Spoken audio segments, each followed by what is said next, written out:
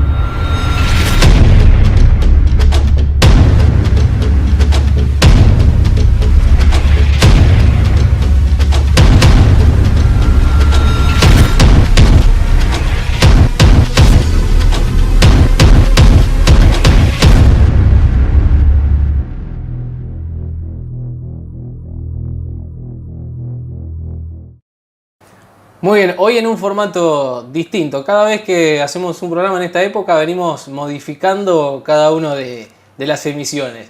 En este caso no fuimos a la tablita, no fuimos a Casa de la Cultura, sino que directamente fuimos al punto, fuimos al grano. En este caso nos vinimos hasta la casa de nuestro invitado, nuestro protagonista del día, Abel Primo. ¿Cómo estás, Abel? Buenas tardes y gracias por recibirnos y de esta manera.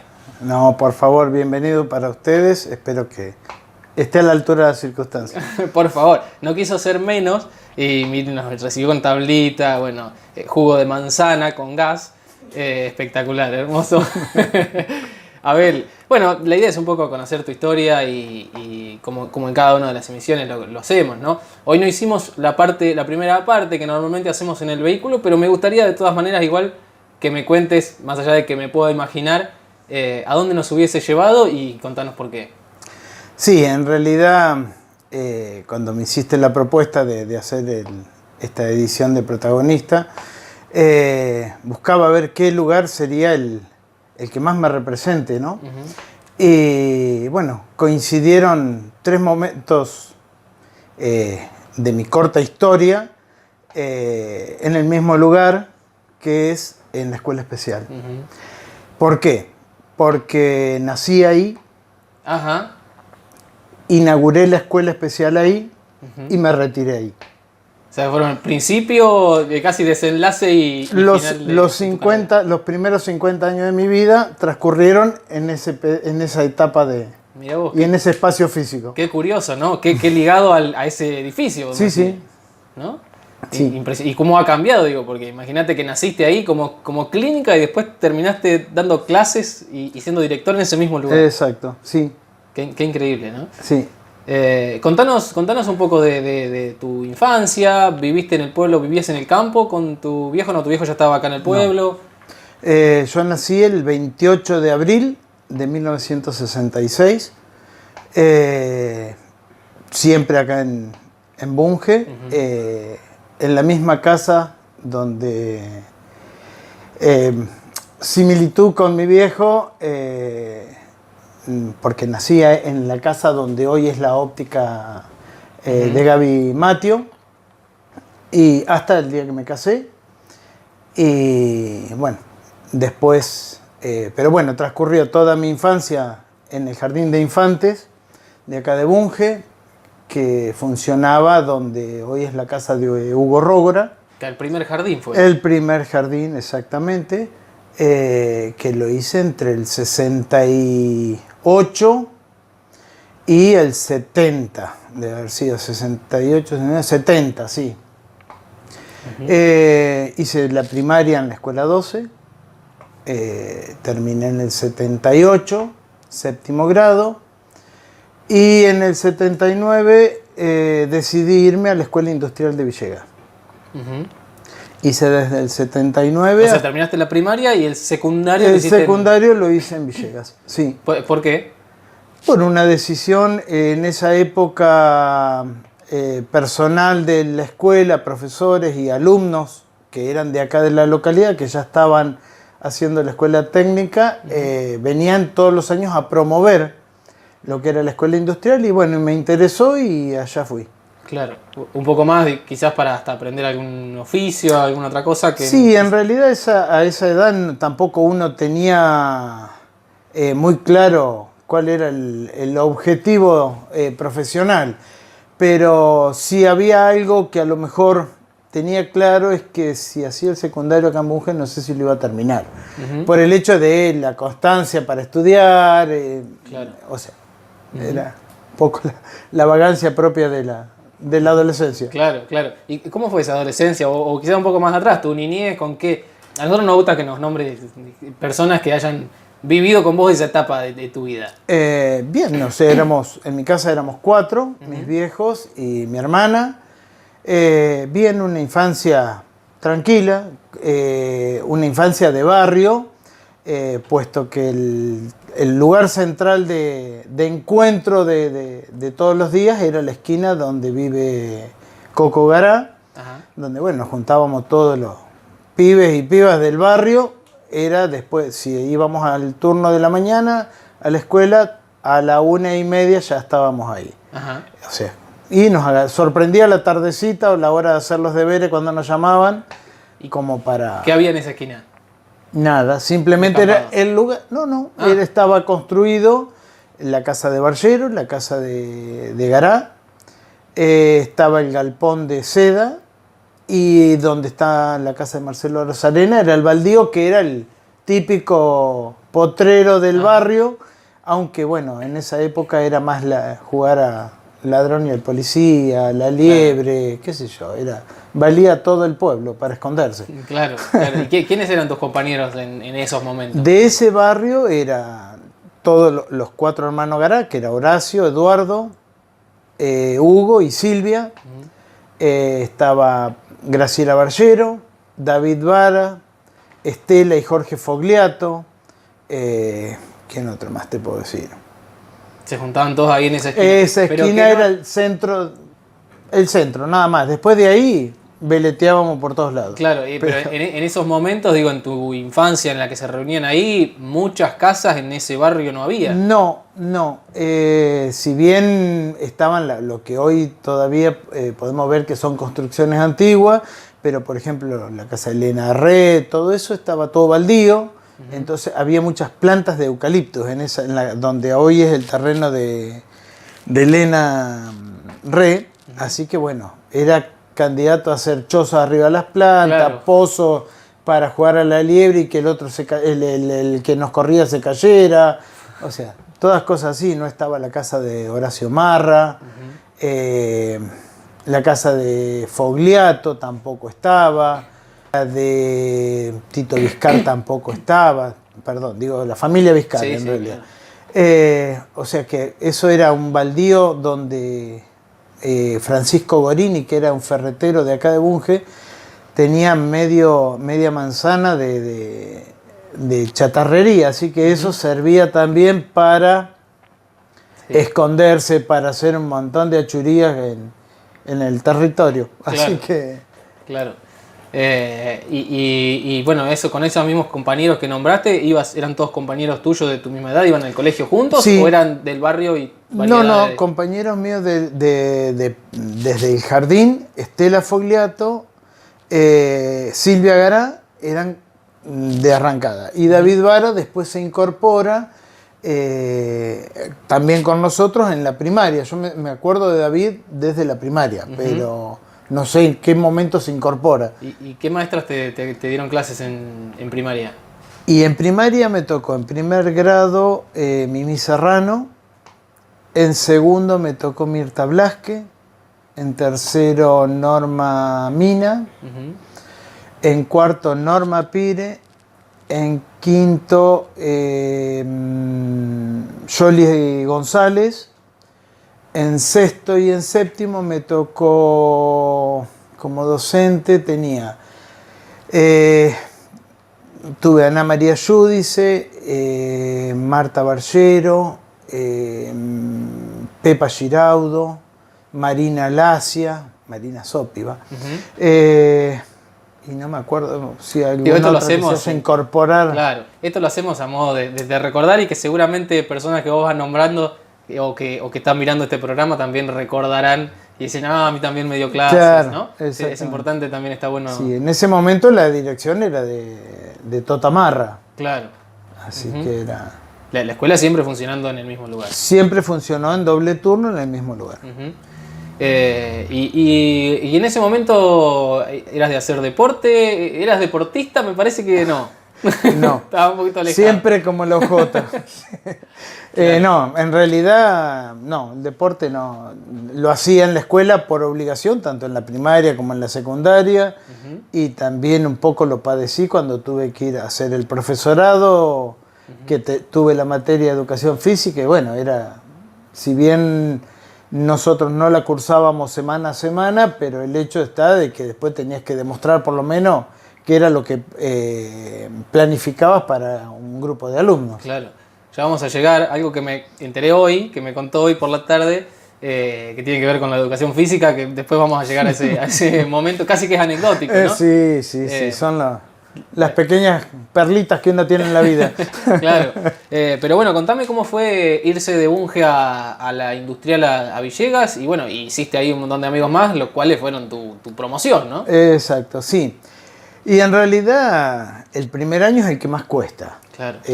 Porque tenés 13 años. Perdóname que Sí. te corte, digo, es otro el tiempo en el que lo hiciste al tiempo de ahora, que quizás es más fácil ir y venir a Villegas o estar en contacto con gente de Villegas a través de un montón de cosas. En ese momento quizás era distinto, ¿no? Exacto, sí, ni hablar. Calculá que nos fuimos de acá un lunes a las 6 de la mañana, caímos en el internado de la escuela técnica, que éramos 220 personas, o sea, éramos 219 desconocidos y yo. Lo cual, bueno, la primera semana, si bien me llevaron mis viejos, los primeros miércoles iban mis viejos a la tarde como para amortiguar un poco la semana, a ver cómo iba. Claro. Pero bueno, como todo, ¿viste?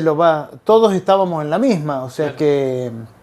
Y es el día de hoy que lo seguimos recordando, puesto que todavía nos seguimos juntando los de la promoción. Y si bien viajamos juntos con los compañeros de que eran de Villegas, realmente cuando nos juntamos los que fuimos al internado, es como que decimos, bueno, realmente compañeros éramos nosotros porque te tocó vivir la peor etapa de tu vida solo, lejos de tu casa, sin teléfono, Claro. sin forma de viajar cuando a vos se te ocurría, con un régimen militar dentro del internado, porque, a ver, hacía las travesuras que podía hacer un adolescente, no era ni cosas grandes, y venía el preceptor y te bailaba, te agarraban a la noche y en calzoncillo en medio del patio y salto rana, carrera mar. Ah, O sea, era una onda milico. sí, sí, sí. Pero, bueno, eso también ¿Te tocó ayudó. alguna vez? Sí, ¿cómo que no? Sí, sí, sí, en realidad porque, bueno, no había distinción. Ujú. Calculé que el primer año, si bien eran habitaciones de 4 o de 6 porque eran 3 cuchetas. A partir del segundo año hasta cuarto eran pabellones. O sea, era un galpón Sí, todos ahí. y todos apilados ahí, a lo mejor éramos 60 ahí adentro. Ujú. Entonces, bueno, es compartir 24 horas, es así. Claro. Compartir las buenas y las malas, el que está bajón porque le pasó algo, el resto acompaña, y el que está contento comparte la alegría, y bueno, así pasaba la semana y pasaron los 6 años. Ujú. ¿Recordás alguna anécdota de esa época que se pueda contar? Yo creo que en alguna de esas ahí de hacerlo salir al patio. Sí, a ver, del internado lo que uno más puede llegar a contar es que si bien, o sea, comparando con la realidad de hoy, vos imaginate que entre esas 220 personas que éramos, había una brecha etaria de 13 a 18, que serían los que estaban en sexto. Claro. Lo cual, si bien no estábamos todos en la misma habitación, pero compartíamos los mismos ámbitos, el baño, la cocina, el comedor. Sí, claro. Bueno. Sí, lo más anecdótico de eso eran los miércoles a la noche en el internado nos daban milanesa. Todos los miércoles. Todos los miércoles a la noche milanesa con puré. La casa del vecino, que era un matrimonio de mucha edad, y papás de una profesora nuestra. Ujú. Entonces, ¿cuál era la tentación del miércoles a la noche? Acercarnos al tapial del vecino a afanarle los limones que tenía en la planta. Hasta que, bueno, el papá, el dueño de la casa, se entera cómo venía a la mano que los miércoles era el día de milanesa. Entonces, le afanaban los limones para la milanesa. para comer, claro, para ponerle las milanesas. Entonces los miércoles a la noche se avivó y nos esperaba con un palo abajo contra el tapial. Entonces cuando pasaba la mano, tac. Sí, esa era una, y otra que de las contables es un solo preceptor celador de noche para los 220.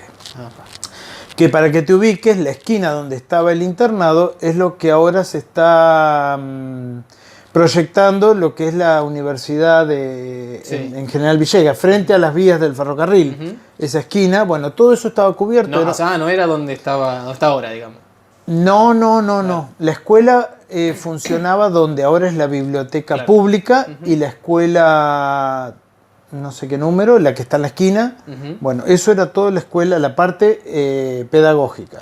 Y el internado cubría todo ese cuarto de manzana que era un hotel viejo que lo reciclaron, lo acomodaron como para que sea funcional a ser internado.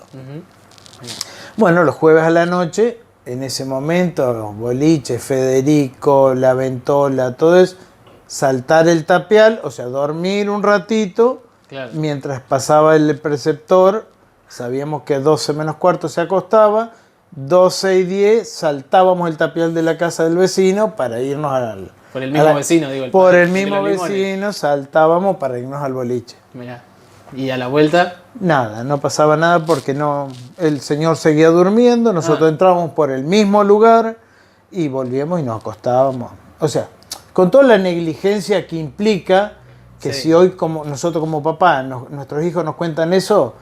no lo aplaudimos. No lo aplaudimos, pero bueno, en ese momento por supuesto se enteraban muy lejos ya después de que pasaba, pero era otra época, era otra realidad también, no estaban los peligros que hay hoy. Seguro. Abel, hiciste, porque se me ocurre que en ese momento todavía estaba el servicio militar, ¿te tocó hacerlo? Sí, yo hice la colimba en el año 85 en Río Gallegos. Ajá. Si bien la carta de presentación me llegó para el Regimiento 1 de Patricios en Buenos Aires, lo cual yo dije, bueno, tengo el año salvado, lista con todos los parientes posible de visitar y de conocer, mientras tanto también, porque nunca había tenido contacto, pero bueno, servían en ese momento, podían servir. Bueno, nos convocaron en el Regimiento 1, nos tuvieron 3 días en el regimiento dentro de un galpón. Sí, sentaditos adentro de un galpón grande, nos pasaban la comida y nada más. ¿Y estaban ahí los 3 días ahí Los adentro? 3 días ahí adentro. ¿Y cómo se vivía eso en ese momento? ¿Con miedo o con...? No, con nada, no sabías cuál era, o sea, calculá que había sido muy poco tiempo pasado lo de Malvinas. ¿Fue en qué año eso? 85. Ay, no. Fue febrero del 85, o sea que estaba muy fresquito todavía todo la democracia, la parte de la guerra Malvinas. Y bueno, nos cargaron en 4 camiones. Me acuerdo que en ese momento cuando fuimos, Gaby Matio y su mamá me acompañaron hasta la puerta del regimiento, porque yo a Buenos Aires nunca había entrado, así que si bien éramos varios de acá de Bunge, que estaba David Nievas también, y otros de ahí de Villegas, nos acompañaron hasta la entrada y como para decirle a dónde habíamos ido a parar. Y después de los 3 días nos pusieron en un avión en el Palomar y caímos en Río Gallegos. Sin saber que íbamos allá. No, ni sabíamos que íbamos allá, de remerita, como buen preparado para Buenos Aires, terminamos en Río Gallegos. Claro, ¿se enteraron cuando se bajaron del avión allá? Nos dijeron cuando nos subieron a los camiones para llevarnos a Palomar, que de ahí salimos. Mirá vos. Sí, y estuve hasta el 30 de... septiembre me parece que fue, agosto, 30 de agosto. ¿Y? Y ahí me vine, bárbaro, engordé 12 kilos en el servicio militar. Si bien los primeros 15 días, porque bueno, no era el régimen militar que había existido antes. Nosotros enganchamos toda lo que volvió. Entonces teníamos el regimiento, estaban las 3 fuerzas en Río Gallegos, están las 3 fuerzas. Y el hospital militar, O sea que todo el que volvió de Malvinas en las condiciones que volvió estaban ahí adentro. Y por la gente porque lo vivenciamos en la ciudad, que no nos querían directamente, sin nosotros saber tampoco si nos querían o no nos querían, porque nosotros no conocíamos a nadie. Al soldado no lo aceptaban, por ejemplo, en un bar, no podías ir a tomar una gaseosa, no podías tomar un café. Ah, mirá vos. Exacto. ¿Pero por qué? ¿Porque lo tomaban como los militares que... No, porque en realidad al haber tanta cantidad de soldados y militares en ese momento en Río Gallegos, porque desde ahí despegaban, habían hecho desmanes, desde robo, atentado, de todo habían hecho, porque había gente diseminada, milicos diseminados por todos lados. Entonces, claro, bueno, hizo un desmán de todo. Entonces, los que veníamos atrás ligábamos lo mismo, el rechazo de la gente todavía. Claro, claro. Y en ningún momento les dio, más allá de que estaba muy fresco todavía lo de Malvinas, digo, se les dio por pensar o tener un poco de miedo, de decir, cuando lo subieron al camión o al avión, de decir, no saber a dónde vamos y eso. Sí, o sea, en realidad nosotros sabíamos que íbamos al servicio militar. Si bien después, cuando entras en el periodo de instrucción y todo eso, era así, era un continuo trabajo de lavado de cabeza, es Malvinas volveremos, y vos decías, ¿a qué vamos a volver? Si vos veías el armamento que había quedado, que era deplorable. Entonces yo digo, Malvinas volveremos, pero en otro momento. Hoy por hoy no, claro, no estaba en condiciones creo que ni políticamente ni militarmente estaba preparado para encarar otra situación como esa. Seguro, seguro. Abel, te propongo una pausa, hacemos un pequeño corte, probamos algo de eso que tenemos por ahí, porque es una pena que quede ahí, y continuamos con muchísimo más.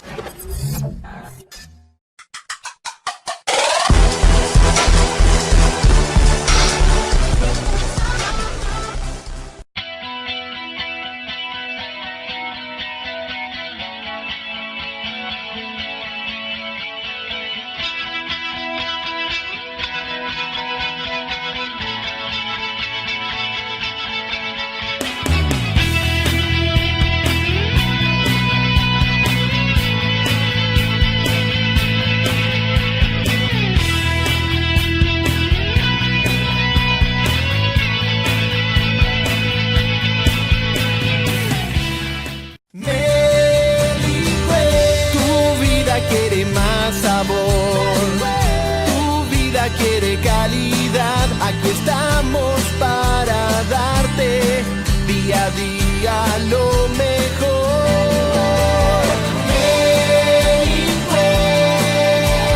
Melicue, quesos con sabor a queso.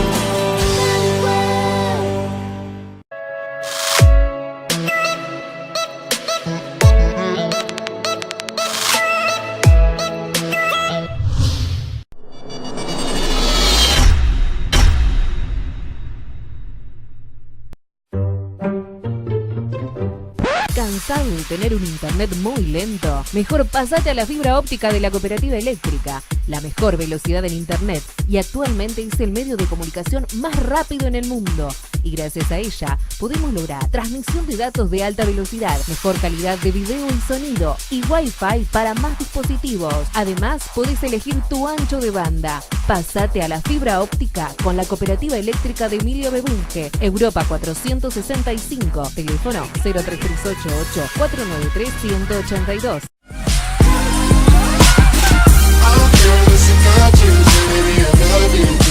Bien, continuamos desde la casa de Abel, quien gentilmente nos recibió, nos abrió las puertas de su hogar y aparte de esta manera es impresionante. Chengo, no sé si vamos a volver a la tablita. Sí, por supuesto. Bueno, Abel, nos quedamos ahí en el servicio militar, lo que contamos fuera de aire lo vamos a dejar para nosotros y continuamos un poco tu historia en la vuelta del servicio para Bunge. ¿Volviste? Exacto. Ya te volviste para acá y te quedaste acá. Me quedé acá,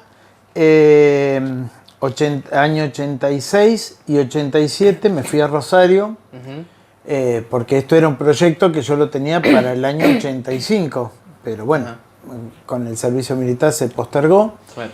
Hice 85, 86 y la mitad del 87 en contador público en Rosario, y a mitad de año del 87 me vine. Dijiste no. Sí, era un poco como que fue justo, empezaron con los paros, perdíamos la regularidad de las materias, íbamos a una cátedra y estaba en otra. Medio como que ya se me había desorganizado la parte del estudio y bueno, me vine. Claro. Y terminaste de ahí, digamos, abandonaste contador y te volviste para Bunge, o seguiste otra cosa allá en Rosario. No, me vine en julio del 87, me vine a Bunge y empecé a trabajar como maestro mayor de obra, que había recibido el título en la escuela técnica. En la técnica, claro. En el 84. Así que hice matrícula de maestro mayor de obra y empecé a trabajar con algunas obras.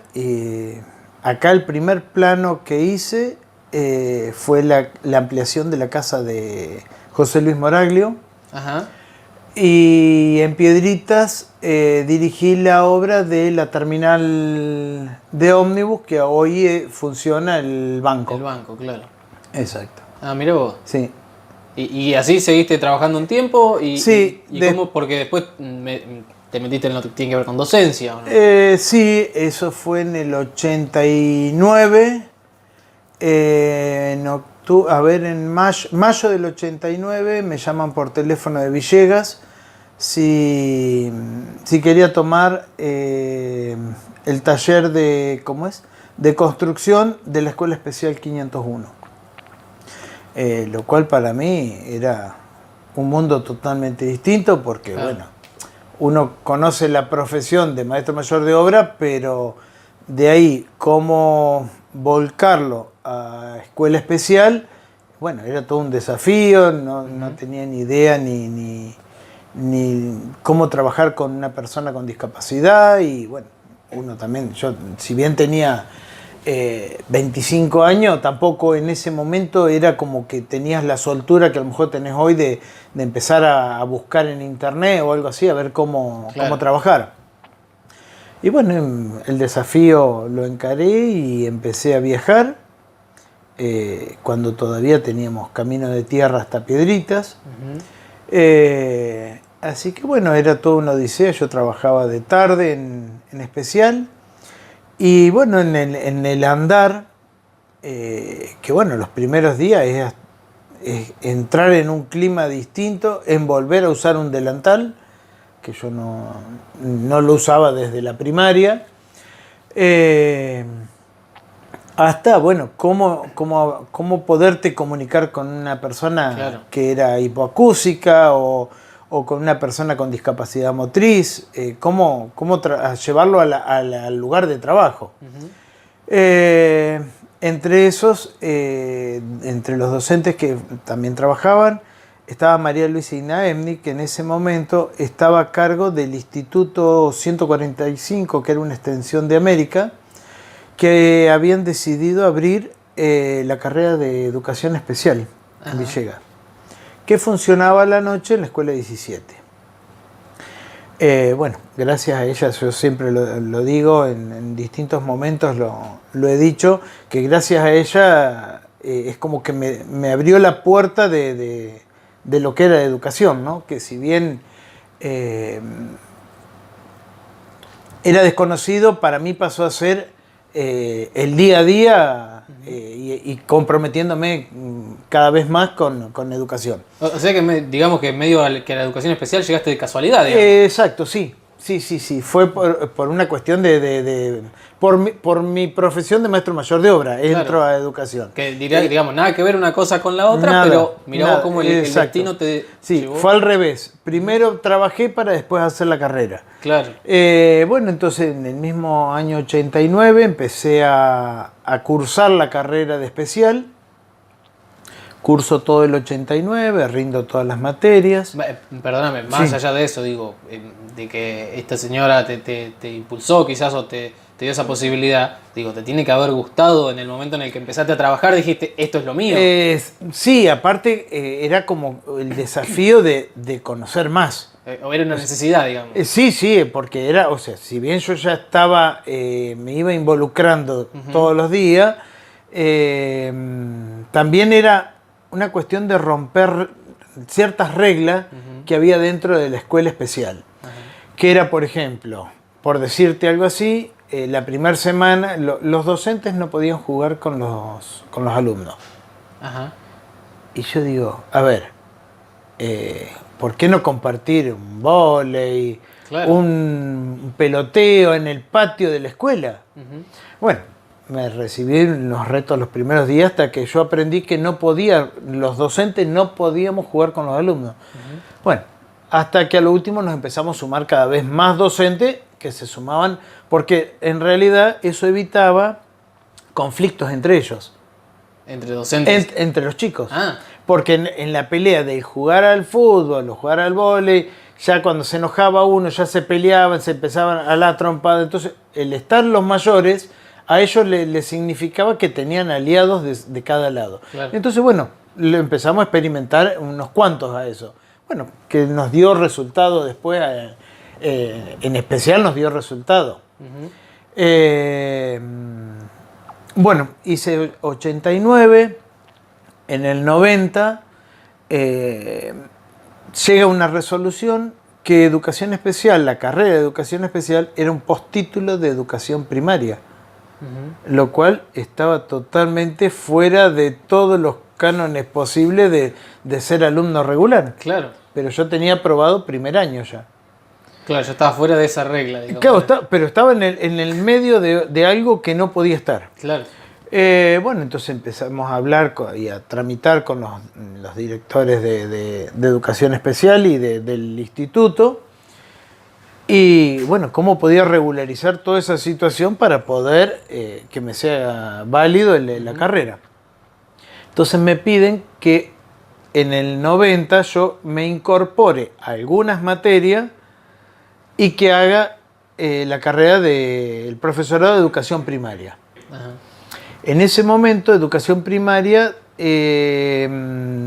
funcionaba en Lincoln, en Villegas también funcionaba, pero en Lincoln funcionaba con la modalidad por encuentro. Ajá. Íbamos 3 semanas en el año,